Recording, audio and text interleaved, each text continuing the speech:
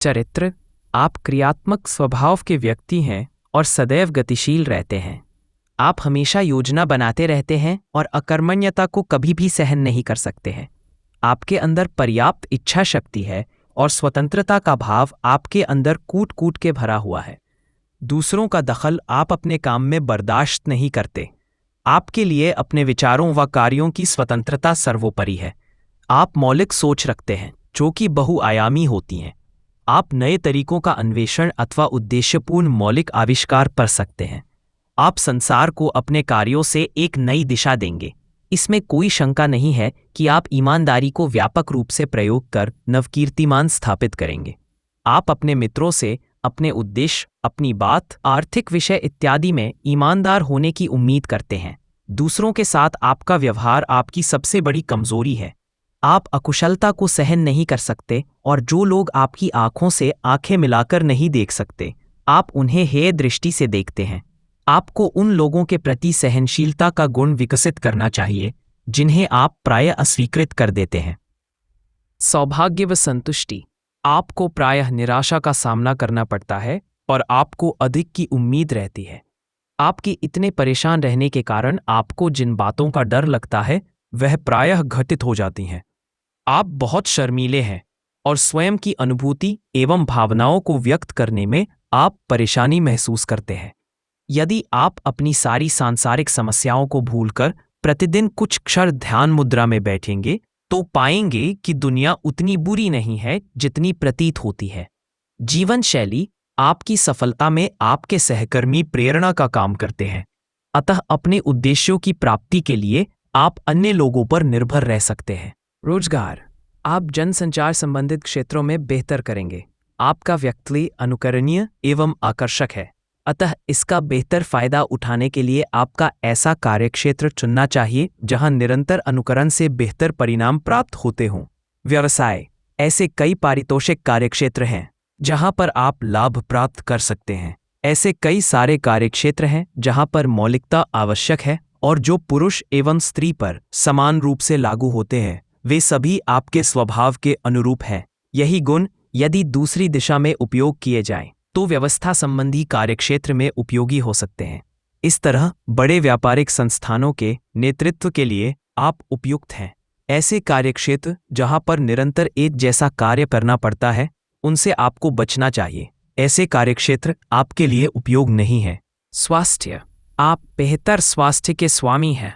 आप में पर्याप्त अंतःशक्ति है तथा यह वृद्धावस्था तक कायम रहेगी यदि आप खुली हवा में पर्याप्त व्यायाम लेते हैं, लेकिन इसकी अधिकता से बचें।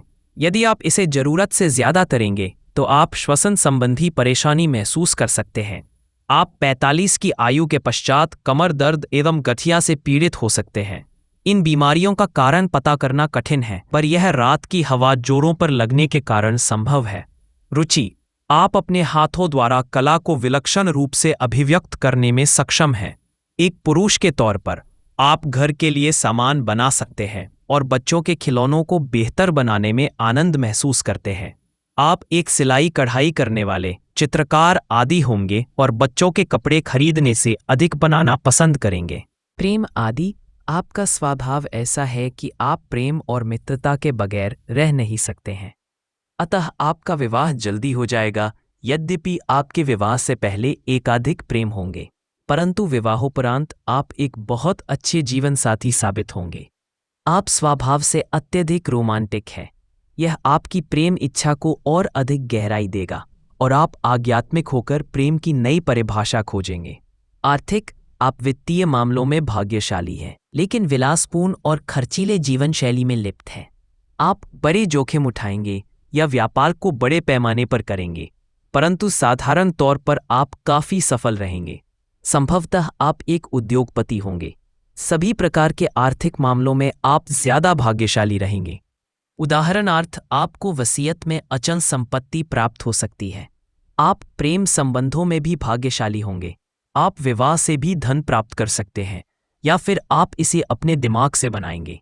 लेकिन एक बात निश्चित है कि आप एक धनाढ्य व्यक्ति बनेंगे। शिक्षा।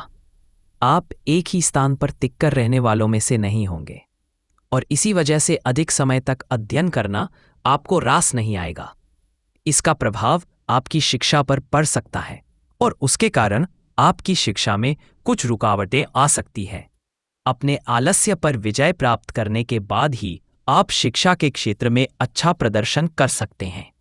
आपके अंदर अज्ञात को जानने की तीव्र उत्कंठा है और आपकी कल्पनाशीलता आपको अपने विषयों में काफी हद तक सफलता दिलाएगी।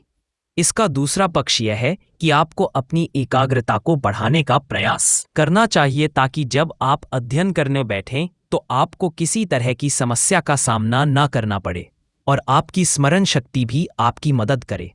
यदि आप मन लगाकर मेहनत करेंगे और अपनी शिक्षा के प्रति आशान्वित रहेंगे तो कितने भी व्यवधान आए, आप अपने क्षेत्र में सफल होकर ही रहेंगे। अगर मेरी दी हुई जानकारी आपको अच्छी लगी होगी तो मेरे चैनल को लाइक और सब्सक्राइब जरूर करें, जिससे आने वाली वीडियो आपको हमेशा मिलते रहे। जय श्री राम।